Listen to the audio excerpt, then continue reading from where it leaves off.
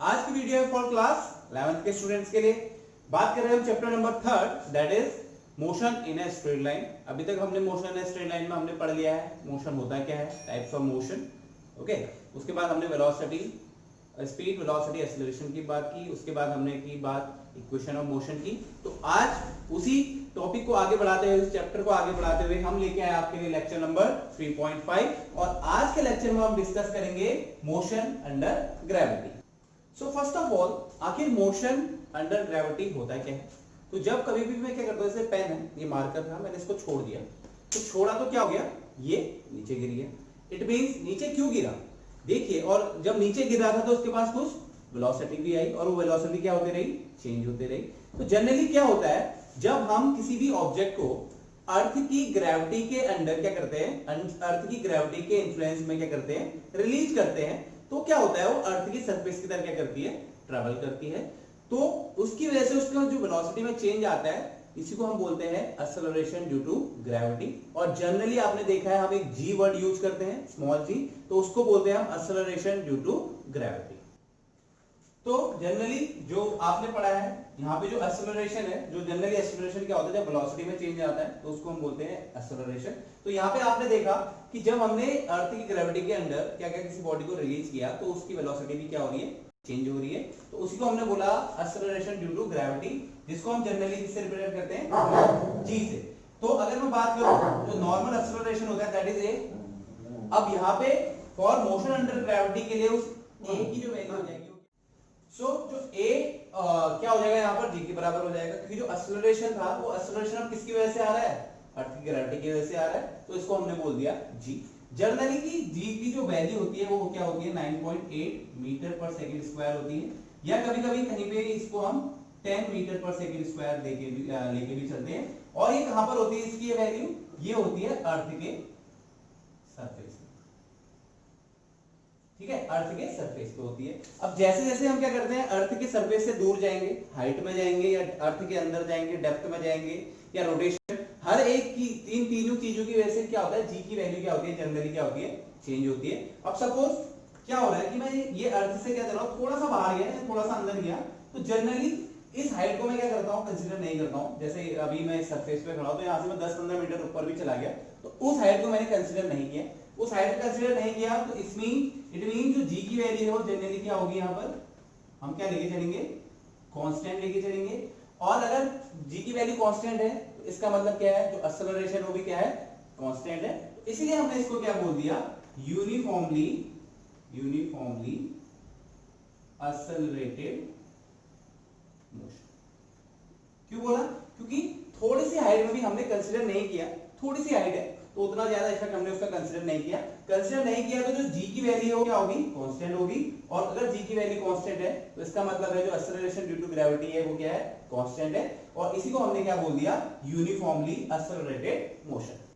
Now we have three basic equation of motion, हमारे पास तीन होती है। Number 1 is v is equals to u plus at। Number 2 क्या, s equals to ut plus half at square. And number 3 क्या हो जाएगा, that is v square is equals to u square minus u square plus 2s। ये हमारे पास क्या है, three equation of motion है। तो ये तो जनरल मोशन के लिए थी, ठीक है। तो लेकिन अब यहाँ पे क्या हो रहा है, मोशन अंडर ग्रेविटी हो रहा है, तो यहाँ पे जो a है उसको हम क्या कर देंगे, g से रिप्लेस करेंगे। तो g का जो मैग्नीट्यूड होगा वो जनरली क्या होगा, सेम होगा। तो ये इक्वेशन क्या बन जाएगी, v equals to u plus gt बन जाएगी। ये वाली क्या बन जाएगी, s is equals to ut plus half gt square बन जाएगी। और जो थर्ड वाली है वो क्या बन जाएगी, v square is equals to u square plus 2gs। तो अब बात आती है, अभी तक जब आप 9th में पढ़ते हैं तो हम क्या मानते हैं कि जब कोई चीज अर्थ से दूर जा रही है, ठीक है, तो जी की वैल्यू हम क्या बोलते हैं कि कम होती है, ठीक है। या अर्थ के अंदर जा रहे हैं तब भी जी की वैल्यू क्या होती है, कम होती है। तो हम कंसीडर करते थे अभी तक करते थे कि अर्थ से कोई चीज दूर जा रही है, ऊपर को जा रही है, तो जी को हम नेगेटिव कंसीडर करते थे, और अर्थ की तरफ आए थे उसको पॉजिटिव कंसीडर करते थे। तो आज थोड़ा सा हम आपको डिटेल में ले चलते हैं। देखिए, जब भी आप किसी बॉल को क्या करते हैं, सपोज मेरे पास एक बॉल था, मैंने इसको कहां फेंका, ऊपर को। लेकिन इस केस में ग्रेविटी की जो डायरेक्शन है वो क्या है, हमेशा नीचे को है। ठीक है। और जब कोई बॉल नीचे आ रही है उस टाइम पे भी जो ग्रेविटी है उसकी डायरेक्शन कहां को है, नीचे को है। तो आज मैं आपको कुछ कन्वेंशन बताने वाला हूं, कुछ साइन ऑफ कन्वेंशन बताने वाला हूं, जो कि इस चैप्टर से जितने भी न्यूमेरिकल होंगे वो उसी बेसिस पे होंगे। तो आपने कंफ्यूज नहीं करना है, जो अभी मैं आपको बताने जा रहा हूं बिल्कुल आपको बाय हार्ट याद होने चाहिए। तो लेट्स डिस्कस। तो जो कन्वेंशन है क्या, देखिए सपोज ये मेरा मैंने बोला इसको फ्रेम ऑफ रेफरेंस है, या मैंने बोला ये ग्राउंड है, ठीक है, ये क्या है, ग्राउंड है। तो जब भी मैं क्या कर रहा हूं, आप देखिए, जब भी मैं किसी बॉल को ऊपर की तरफ फेंक रहा हूं अपवर्ड, या नीचे की तरफ फेंक रहा हूं डाउनवर्ड, उन दोनों केसेस में जी हमेशा कहां को होता है, नीचे को होता है। तो जब भी हम क्या कर रहे हैं, यहां पर कोई ऑब्जेक्ट को ऊपर को फेंक रहे हैं या नीचे को फेंक रहे हैं, उन दोनों केसेस में हम जी को हमेशा क्या लेंगे, नेगेटिव। मतलब जो ए होगा उसकी वैल्यू क्या होगी, माइनस जी होगी। This is the first convention. देखिए मैंने भी आपको जैसे बताया कि जब बॉल ऊपर को फेंक रहे तब भी जी की डायरेक्शन नीचे को है, और जब बॉल नीचे को आ रही तब भी जी की डायरेक्शन नीचे को है। तो ये साइन कन्वेंशन है कि जब कोई ऑब्जेक्ट अर्थ की तरफ आ रहा है या नीचे की तरफ आ रहा है उसके लिए जी नेगेटिव होगा, ठीक है, और जब कोई अर्थ से दूर जा रहा है उसके लिए भी जी क्या होगा, नेगेटिव होगा। तो दिस इज फर्स्ट कन्वेंशन। जी क्यों नेगेटिव हुआ यहां पर, क्योंकि जी की डायरेक्शन दोनों केसेस में क्या होगी, आउटवर्ड। अब एक और चीज देखिए, अगर मैं बात करूं इन इक्वेशंस की, तो यहां पे मुझे देखना पड़ेगा, देखो वेक्टर और स्केलर क्या होती हैं। वेक्टर वो क्वांटिटी है जिसके पास डायरेक्शन होता है और मैग्नीट्यूड होता है, और स्केलर वो होती है जिनके पास सिर्फ मैग्नीट्यूड होता है। तो यहाँ पे क्या होगा, जो डायरेक्शन है उसका बड़ा इंपॉर्टेंट रोल होने वाला है। तो इसलिए हमें देखना पड़ेगा कि यहाँ पे वेक्टर क्वांटिटी कौन कौन सी है और उनका क्या वेरिएशन आएगा। तो अगर यहाँ पे देखूं तो एक वेलोसिटी यहाँ पे वेक्टर क्वांटिटी है, ठीक है, ये यहाँ पे जनरली वेलोसिटी एक वेक्टर क्वांटिटी है, एक्सेलरेशन एक वेक्टर क्वांटिटी है, डिस्प्लेसमेंट एक वेक्टर क्वांटिटी है। तो ये तीनों भी जब मोशन होगा उसके साथ साथ, क्योंकि इनकी डायरेक्शन भी चेंज होगी, तो उनके लिए हम साइन कन्वेंशन की बात करेंगे। तो अगर मैं बात करूं यहाँ पर वेलोसिटी के लिए, अगर मैं यहाँ पे बात करूं, दिस इज नंबर 1, यहीं से कर लेता हूं, दिस इज नंबर 2। अगर बात करूं वेलोसिटी के लिए, ठीक है, अगर कोई ऑब्जेक्ट ये ग्राउंड है आपका, अगर किसी ऑब्जेक्ट को मैं ऊपर की तरफ फेंक रहा हूं, कहां, ग्राउंड से अपवर्ड डायरेक्शन में, तो उस केस के लिए u क्या होगा, हमेशा पॉजिटिव होगा, या जनरली कह सकता हूं जो वेलोसिटी होगी वो क्या होगी, पॉजिटिव। और अगर वही ऑब्जेक्ट कहां आ रहा है, डाउनवर्ड आ रहा है, अर्थ की डायरेक्शन में आ रहा है, तो उस केस में डाउनवर्ड के लिए जो वेलोसिटी होगी उसको हम क्या कंसीडर करेंगे, नेगेटिव। आप समझ रहे हैं कि जब कोई ऑब्जेक्ट को मैं ऊपर की तरफ फेंक रहा हूं अपवर्ड डायरेक्शन में, तो उस केस में वेलोसिटी क्या होगी, पॉजिटिव। अब वही बॉल नीचे की तरफ आ रही है डाउनवर्ड डायरेक्शन में, तो उसके लिए वेलोसिटी को हम क्या लेंगे, यहां पर नेगेटिव। अब यहां पे एक और दूसरा वेक्टर क्वांटिटी क्या है, डिस्प्लेसमेंट है। तो अगर मैं थर्ड साइन कन्वेंशन की बात करूं, किसके लिए, डिस्प्लेसमेंट के लिए, तो डिस्प्लेसमेंट के लिए क्या देखिए ये ग्राउंड था, अगर ग्राउंड से किसी भी चीज ऑब्जेक्ट को या किसी भी बॉल को मैंने कहा कि अपवर्ड डायरेक्शन में फेंका, तो उस केस में जो डिस्प्लेसमेंट होगा उसको हम क्या कंसीडर करेंगे, पॉजिटिव। उस केस में जब हम किसी चीज को ऊपर को फेंक रहे हैं तो उस केस में डिस्प्लेसमेंट को हम क्या कंसीडर करेंगे, पॉजिटिव। अब और अगर डिस्प्लेसमेंट कहां हो रहा है, डाउनवर्ड, या कोई ऑब्जेक्ट क्या आ रहा है, डाउनवर्ड डायरेक्शन में डिस्प्लेसमेंट हो रहा है। अगर जनरली ऐसे भी कह सकते हो, अगर अपवर्ड डायरेक्शन में डिस्प्लेसमेंट हो रहा है, अपवर्ड डायरेक्शन में अगर डिस्प्लेसमेंट हो रहा है तो उसको हम क्या लेंगे, पॉजिटिव। और अगर डाउनवर्ड डायरेक्शन में डिस्प्लेसमेंट हो रहा है तो उसको क्या लेंगे हम, डिस्प्लेसमेंट को यहां पर क्या लेंगे, नेगेटिव, ठीक है। तो ये हमारे पास बहुत इंपॉर्टेंट साइन कन्वेंशन है। फर्स्ट ऑफ ऑल ग्रेविटी के लिए देखिए, ग्रेविटी की जो जी होती है उसकी डायरेक्शन हमेशा डाउनवर्ड होती है। तो कभी भी अगर ऑब्जेक्ट ऊपर को जा रहा है या नीचे को आ रहा है तो उन दोनों केस में जी की वैल्यू यहां पर क्या होगी, नेगेटिव होगी। बात करें वेलोसिटी की, वेलोसिटी ऑफ वेक्टर क्वांटिटी, तो वेलोसिटी अगर कोई ऑब्जेक्ट को ऊपर को फेंक रहे हैं, ऊपर को जा रही है अपवर्ड डायरेक्शन में, तो उसकी जो वेलोसिटी होगी वो क्या होगी, पॉजिटिव होगी। और वही ऑब्जेक्ट कहां आ रहा है, अर्थ की तरफ आ रहा है, डाउनवर्ड डायरेक्शन में आ रहा है, तो उसके लिए जो वेलोसिटी होगी वो क्या होगी, नेगेटिव होगी। सेम बात करें डिस्प्लेसमेंट की, अगर कहीं भी कोई ऑब्जेक्ट अपवर्ड डायरेक्शन में डिस्प्लेसमेंट हो रहा है तो उस डिस्प्लेसमेंट को हम क्या लेंगे, पॉजिटिव। और डाउनवर्ड डायरेक्शन में लेंगे तो डिस्प्लेसमेंट, अगर डाउनवर्ड डायरेक्शन में डिस्प्लेसमेंट हो रहा है तो उसको हम क्या लेंगे, नेगेटिव लेंगे। These convention are very very important. अगर आप क्वेश्चन करेंगे तो इनका आना बहुत जरूरी है, तो आपको क्या करना है, बाय हार्ट क्या कर लेने हैं, याद कर लेने हैं। तो this concept is very very important for numerical. एक बार और समरी में बता देता हूं आपको। अपवर्ड अगर मोशन है, ठीक है, अपवर्ड अगर मोशन है तो उसके लिए वेलोसिटी जो है, वेलोसिटी एंड डिस्प्लेसमेंट, उसके लिए क्या लेंगे हम, positive. Why the value of g हमेशा उसके लिए क्या रहेगी, नेगेटिव, क्योंकि जो वी की डायरेक्शन हमेशा कहां की तरफ होती है, डाउनवर्ड। अगर कहीं पे डाउनवर्ड मोशन है, डाउनवर्ड मोशन है, या मैं बोलूं ए की वैल्यू क्या लूंगा मैं, अगर ऐसे भी बोल सकता हूं कि जो ए की वैल्यू माइनस जी होगी, ठीक है, डाउनवर्ड होगी। अपवर्ड मोशन में भी डाउनवर्ड नेगेटिव जी होगी। अब अगर बात करो डाउनवर्ड मोशन की, तो इस केस में वेलोसिटी और डिस्प्लेसमेंट क्या होगा, नेगेटिव होगा, और ए भी क्या होगा यहाँ पर, नेगेटिव होगा। तो एक बार अगर अर्थ से ऊपर को फेंक रहा हूं, अपवर्ड डायरेक्शन में फेंक रहा हूं, तो वेलोसिटी, अगर वेलोसिटी उसके लिए पॉजिटिव होगी, डिस्प्लेसमेंट अगर अपवर्ड डायरेक्शन में हो रहा है तो डिस्प्लेसमेंट भी उसके लिए क्या होगा, पॉजिटिव होगा। और ए की वैल्यू क्या होगी, हमेशा माइनस जी के बराबर होगी। क्यों, क्योंकि जी की डायरेक्शन हमेशा कहां की तरफ होगी, डाउनवर्ड। और डाउनवर्ड और उस मोशन में तो वेलोसिटी और डिस्प्लेसमेंट अगर डायरेक्शन अगर डाउनवर्ड है तो उसके लिए दोनों को नेगेटिव लेंगे, और इसके लिए ए की वैल्यू भी क्या होगी, माइनस जी होगी। तो चलिए इसी कॉन्सेप्ट को माइंड में रखते हुए कुछ न्यूमेरिकल हम की बात करें। तो फर्स्ट आपके पास जो क्वेश्चन है a ball thrown vertically upward with a speed of 19.6 with a speed of 19.6 metre per second from the top of a building. किसी बिल्डिंग के टॉप से मैंने क्या करा, किसी ऑब्जेक्ट को ऊपर को फेंका, return to the earth in 6 second, और वो अर्थ के सरफेस में 6 सेकंड में पहुंच गया है।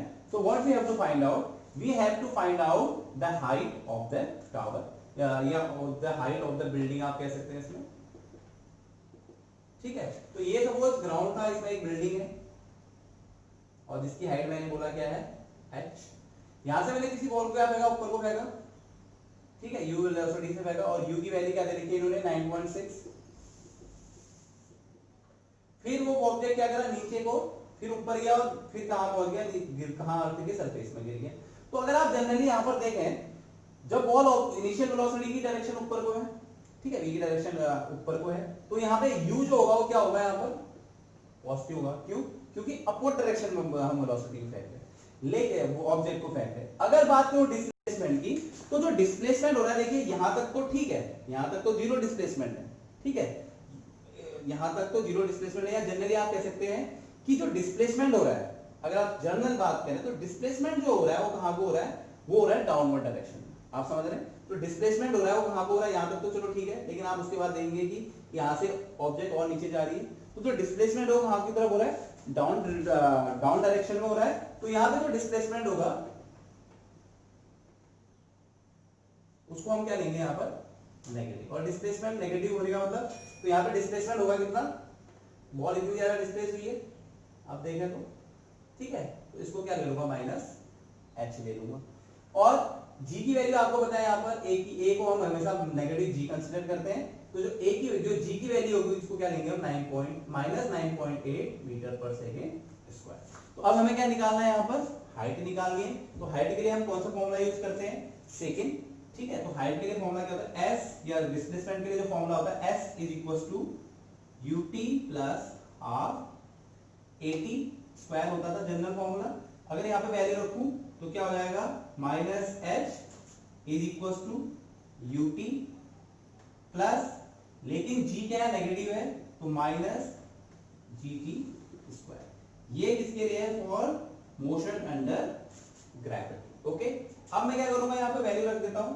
तो मुझे हाइट निकालनी है, तो माइनस h स्क्वायर की रहा, u की वैल्यू है 19.6, टाइम हमें दे रखा है यहाँ पर, आप देखिए 6 सेकंड दे रखा है, तो 9.6 into 6 माइनस हाफ, g की वैल्यू क्या है 9.8, एंड t स्क्वायर मतलब 6 into 6। तो मैंने क्या किया, इसको सॉल्व कर लिया, तो minus h is equal to, so मैंने क्या 6 into इसको into किया, तो ये हो गया 117.6, और 6 3 18, 18 into 9.8 दैट इज 176.4। तो अगर मैं इसको सब्ट्रैक्ट कर लूं, 176.4 माइनस 117.6, ये आ गया 8, and this is 8 and this is 5। तो इसकी जो माइनस एच इक्वल टू क्या आ गया, आप छोटे में से बड़ा कर रहे हैं तो माइनस का 58.8 आ गया, माइनस माइनस कैंसिल, तो जो हाइट आ गई या जो डिस्प्लेसमेंट आ गया वो क्या आ गया 58.8 मीटर। तो जनरली हमने क्या किया, हमने साइन कन्वेंशन का यूज किया और उसकी हेल्प से मुझे क्या मिल गया, इसका आंसर मिल गया। So we have another question, a ball thrown vertically upward with a velocity of 20 meter per second from the top of a building. Okay, the height of the point from where the ball is thrown is 25 meter from ground. Then we have to find out how high will the ball rise and how long will it take it before the ball hits the ground. कितना time ball को ground में hit करने में लगा, and the next one is the trace the path of the motion, कि जो motion होगा ball का उसका पाथ कैसा होगा। तो let's discuss what is the question. Question ये है कि ग्राउंड से ये जो डिस्टेंस है 25 मीटर की एक बिल्डिंग है, वहां से मैंने बॉल क्या किया, अपोजिट डायरेक्शन में फेंका है, ठीक है, अपोजिट डायरेक्शन में फेंका और फिर वो कहां जा रही है, ग्राउंड में आ जा रही है।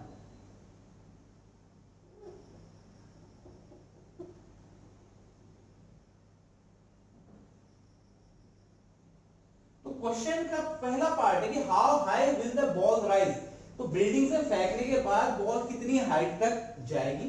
तो सपोज मैंने माना कि यहां से जो हाइट है, ये जो हाइट है, दिस हाइट इज h, कि बॉल आधी बिल्डिंग से कितनी दूर तक हाइट तक जाएगी। तो first of all answer number अगर एक की बात करूं तो देखिए यहां पर मोशन कहां पर हो रहा है, कहां को हो रहा है, अपवर्ड डायरेक्शन में। when the velocity is u दे रखी है यहाँ पे, v u क्या है, initial velocity 20 metre per second, तो यहाँ पे u को क्या लेंगे हम, plus 20 metre per second, plus 20 metre per second क्यों लिया, प्लस क्यों लिया, क्योंकि मोशन कहाँ को हो रहा है, अपवर्ड डायरेक्शन को। दूसरा जो यहाँ पे हाइट होगी, वो हाइट भी होगी, वो भी क्या होगी यहाँ पर, पॉजिटिव होगी।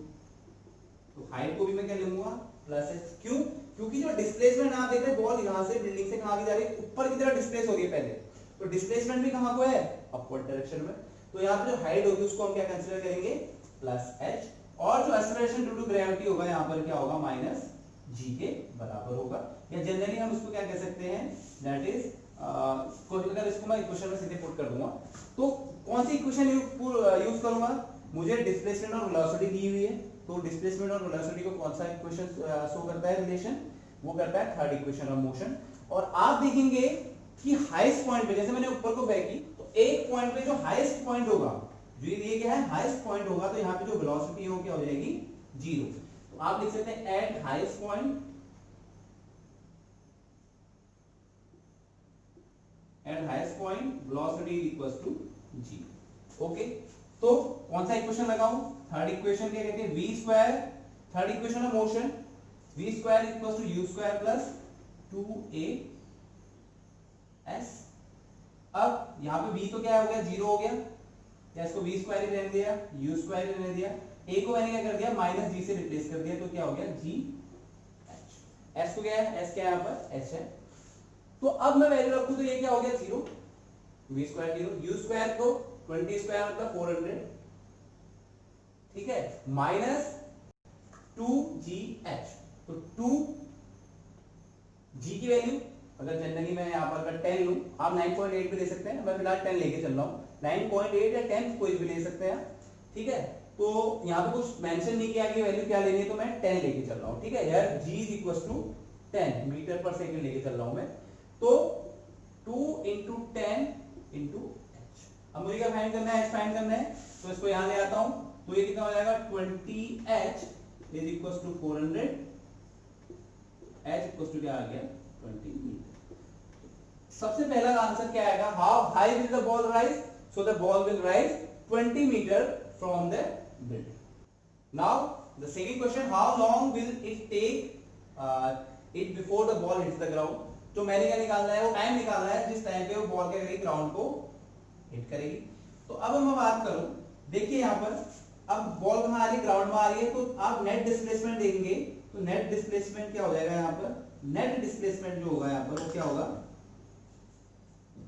25 मीटर। लेकिन अब बॉल कहां को है, डाउनवर्ड डायरेक्शन में आ रही है, तो डिस्प्लेसमेंट जो s हो जाएगा वो क्या हो जाएगा, -25, समझ रहे हैं। लेकिन वेलोसिटी तो ऊपर को ही है, तो यहाँ पे u क्या होगा प्लस 20 मीटर पर सेकेंड, a की वैल्यू जो होगी माइनस g होगी, ठीक है।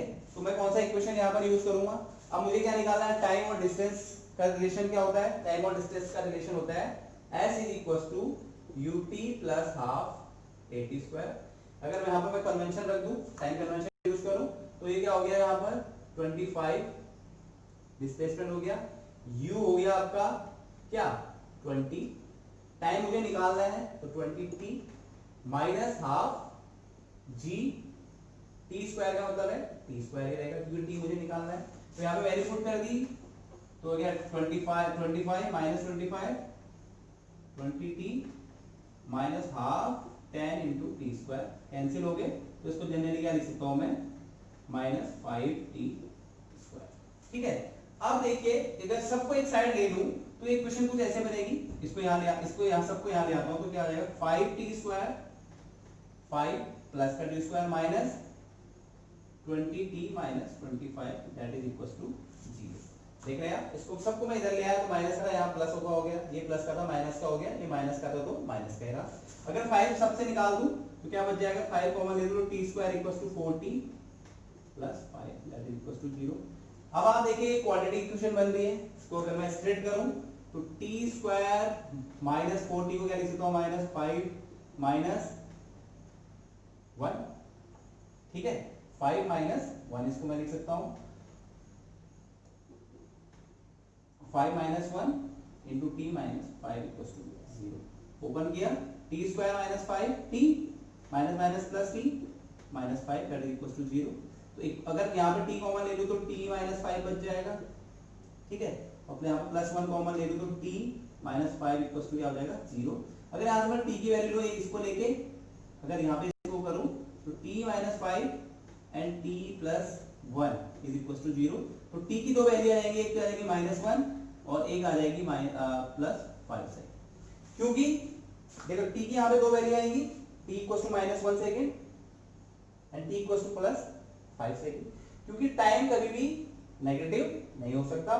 तो इसको मैं क्या करूंगा कैंसिल कर दूंगा, तो जो मेरे पास टाइम आएगा वो टाइम क्या आएगा मुझे पास t is equal to 5 second. इसका मतलब है कि जो बॉल ग्राउंड में हिट करेगी वो कितने टाइम में करेगी, वो हिट करेगी 5 second. Third we have to trace the path of the motion of the ball. तो क्या हो रहा है देखिए आप, अगर जनरल इक्वेशन की बात करूं तो y इक्वल टू क्या आ जाएगा ut plus half at square. यहाँ पे x कहीं है नहीं तो x इज इक्वल टू क्या है 0 और y is not equal to 0। अगर y 0 नहीं तो इसका मतलब सीधे एक ऐसी लाइन बनेगी जो पास हुआ क्या होगा ये वर्टिकल लाइन, x एक्सिस है नहीं सिर्फ y एक्सिस है तो क्या बनेगी ये vertical line. Now we have another question, two balls are thrown simultaneously, a vertical upward with 20 meter per second from the ground, a ball है जो उसको मैंने ऊपर को फेंका with the speed of 20 meter per second and b vertically downward from the height of 40 meter with the same speed। तो एक b यहाँ पर था तो b की मैंने एक बॉल b नीचे को फेंकी, a ऊपर को फेंकी, ठीक है, और दोनों के बीच की जो हाइट है वो कितनी है 40 मीटर है। Then and along same line of motion, और जो उनका मोशन है वो एक ही लाइन पे है, ठीक है, एक ही लाइन पे है। तो at what point do the balls collide, तो इन दोनों के बीच में एक ऐसा पॉइंट मुझे निकालना पड़ेगा कि जहां पे वो दोनों क्या करेंगी बॉल कोलाइड करेंगी। तो इसको समझने के लिए इसका डायग्राम बना लें। तो दिस इज बॉल बी, इसकी जो इसको मैंने नीचे को फेंका और दिस इज बॉल ए, इसको मैंने कहां को फेंका ऊपर को फेंका। इन दोनों के बीच की जो हाइट है this is A this is B, this is ball B, इन दोनों के बीच की जो हाइट है वो कितनी है 40 मीटर। तो सपोज मैंने ये किया कंसीडर किया कि एक पॉइंट सी ए से ग्राउंड से x डिस्टेंस पे, ग्राउंड से x डिस्टेंस पे ये बॉल आपस में क्या कर रही है पॉइंट सी पे क्या कर रही है कोलाइड कर रही है। तो ये वाली जो डिस्टेंस होगी वो कितनी हो जाएगी यहाँ पर 40 माइनस x, ठीक है। तो मैं क्या करूंगा यहाँ पर एक अपवर्ड मोशन लूंगा और एक डाउनवर्ड मोशन लूंगा। नाउ फॉर अब नाउ यहां पे दो हो रहा है तो सबसे पहले मैं बात कर रहा हूं अपवर्ड मोशन की, अपवर्ड मोशन। तो अपवर्ड मोशन के लिए मैं क्या यूज करूंगा, देखिए अपवर्ड मोशन जब ऊपर को हो रहा है तो ऊपर की तरफ तो वेलोसिटी भी क्या होगी यहाँ पर वेलोसिटी होगी 20 मीटर पर सेकेंड, ठीक है। डिस्प्लेसमेंट वो भी क्या होगा यहाँ पर x, ये भी क्या होगा यहाँ पर पॉजिटिव है, s इज इक्वल टू लिख दिया मैंने प्लस x, ठीक है, x मीटर। लेकिन जो a होगा उसकी वैल्यू क्या होगी माइनस g होगी, ठीक है, क्योंकि ये मोशन कहाँ की तरफ है, अपवर्ड डायरेक्शन की तरफ है। तो क्या होगा कि जो मोशन अपवर्ड डायरेक्शन में है तो a की वैल्यू तो g की वैल्यू तो हमेशा नेगेटिव होती है। तो अब मुझे क्या निकालना है, मैं क्या करूंगा, सेकंड इक्वेशन ऑफ मोशन का यूज करता हूं। वो क्या होती है, u equals to s is equals to ut plus half at square. Value put कर देता हूं अपवर्ड मोशन के लिए x, u की वैल्यू 20, t मुझे पता नहीं है, ठीक है, t मुझे पता नहीं है, तो 20t minus half g, g की वैल्यू ले लेता हूं 9.8। अब माइनस क्यों है, क्योंकि जो a की वैल्यू माइनस g है, तो मैंने सीधे g की वैल्यू रख दी into t square. x equal to क्या हो जाएगा यहाँ पे 20t माइनस, इसको कैंसिल कर दूं तो 4.9 t स्क्वायर। तो this is the equation for upward motion, तो मैंने इसको बोल दिया equation 1। So now for downward motion, अब डाउनवर्ड मोशन है तो उसके लिए क्या है, आप देखेंगे जो u की वैल्यू होगी वो क्या होगी माइनस 20 मीटर पर सेकेंड हो जाएगी, डाउनवर्ड है।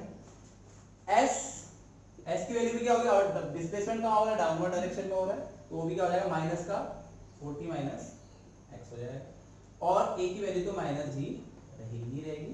तो ये वैल्यू अगर मैं सेकंड इक्वेशन ऑफ मोशन में पुट करूं, सेकंड इक्वेशन मोशन लिख लूं, u s equals to ut plus half at square, तो क्या बन जाएगा minus 40 minus x is equals to minus 20t minus half g, g की वैल्यू रख लेता हूं माइनस, क्योंकि a की वैल्यू माइनस g होती है और g की वैल्यू 9.8, तो 9.8t स्क्वायर। अगर सब में से माइनस कॉमन ले लो, देखो यहाँ पे माइनस है, यहाँ पे माइनस है, यहाँ पे माइनस कॉमन ले लिया, तो इक्वेशन क्या बन गई 40 minus x is equals to 20t and that is plus 4.9. So this is equation number 2. So we have two equation. तो now मैं क्या कर सकता हूँ, दोनों इक्वेशन को ऐड कर सकता हूँ, ये इक्वेशन 1 है, इक्वेशन 2 है। तो now adding 1 and 2, इक्वेशन 1 और 2 को ऐड कर दिया, तो x is equal to 20t minus 4.9t square. इसके साथ मैंने क्या ऐड कर दिया, ये वाला 40 माइनस x, या सीधे 40 minus x is equal to 20t plus 4.9t square. देखो इसको ऐड कर दिया, सबको ऐड कर दिया, तो ऐड किया तो ये 40 तो 40 रहा, एक x प्लस का है, x माइनस का है, तो x से x क्या आ जाएगा, कैंसिल हो जाएगा, तो 40 आ गया। ये कितना हो गया 20 प्लस 20t 40t आ गया, ये प्लस का है माइनस का है, दोनों क्या हो गए, कैंसिल हो गए। तो यहां से अगर मैंने देखा तो मुझे क्या मिला, यहां से मुझे एक चीज मिली, that is 40 is equals to 40t, और यहां से अगर मैं t निकालूं तो 40 upon 40 and that is equals to 1 second. जो टाइम की वैल्यू आई यहां पर वो क्या आई 1 सेकंड। सो अब now what I have to find, I have to find at what point they do they the two balls collide। तो एक p की वैल्यू में किसी भी इक्वेशन में रख रहा हूं, तो मैं अपवर्ड मोशन के लिए रख रहा हूं, ठीक है। तो x इक्वल टू क्या था 20t, t की वैल्यू होगी 1, या जनरली इस इक्वेशन में रख रहा हूं मैं 4.9t स्क्वायर, तो t की वैल्यू क्या होगी 1 सेकंड, तो x इक्वल टू क्या आ गया 20 into 1 20 माइनस 4.9 into 1 का स्क्वायर 1, तो क्या आ गया 15.1 मीटर। अगर from the ground upward motion ले रहा हूं, अगर फ्रॉम द ग्राउंड देखूं तो ग्राउंड से 15.1 मीटर ऊपर हाइट पे वो बॉल क्या हो जाएंगी, कोलाइड हो जाएंगी, और कोलाइड होने में कितना टाइम लगेगा 1 सेकंड। अगर आप ग्राउंड से ना बोले दिस इज फ्रॉम ग्राउंड, अगर आप बोले ऊपर से टॉप से कितना टाइम लगेगा, तो आपको पता है कितना लग रहा है 40 माइनस x लग रहा है, तो 40 माइनस 15.1 तो कितना हो जाएगा 24.9 मीटर। तो अगर टॉप से लें तो टॉप से कितनी हाइट में क्या करेगा, उसको कोलाइड करेगा, तो वो करेगा 24.9 मीटर हाइट में उसको क्या करेगा, collide. So these are some important numericals, और भी बहुत ज्यादा न्यूमेरिकल आपको डिफरेंट डिफरेंट बुक्स में मिल जाएंगे, तो आप उनको यूज कर सकते हैं। बट उससे पहले आपको बेसिक कॉन्सेप्ट पता होना चाहिए कि कब हमने जी को पॉजिटिव लेना है, कब जी को नेगेटिव लेना है। जनरली दोनों केसेस में, यहाँ पे मोशन इन स्ट्रेट लाइन वाले केस में हम बात करेंगे कि जो जी होगा हमेशा नेगेटिव होगा। दूसरी बात, अपवर्ड मोशन के लिए वेलोसिटी और अगर डिस्प्लेसमेंट अपवर्ड डायरेक्शन में होता है तो वेलोसिटी और डिस्प्लेसमेंट दोनों क्या होंगे, पॉजिटिव। और अगर वेलोसिटी की डायरेक्शन डाउनवर्ड है या डिस्प्लेसमेंट की डायरेक्शन डाउनवर्ड है तो उस केस में भी दोनों क्या होंगे, नेगेटिव होंगे। जबकि ए की वैल्यू या जी की वैल्यू हमेशा क्या होगी दोनों केसेस में, नेगेटिव, क्योंकि जी हमेशा कहां की तरफ लगता है, डाउनवर्ड्स और towards the earth, downward the earth. ठीक है, तो आई होप आपको वीडियो पसंद आई होगी। अगर वीडियो पसंद आई तो जल्दी से मेरी वीडियो को लाइक करें, शेयर करें और मेरे चैनल को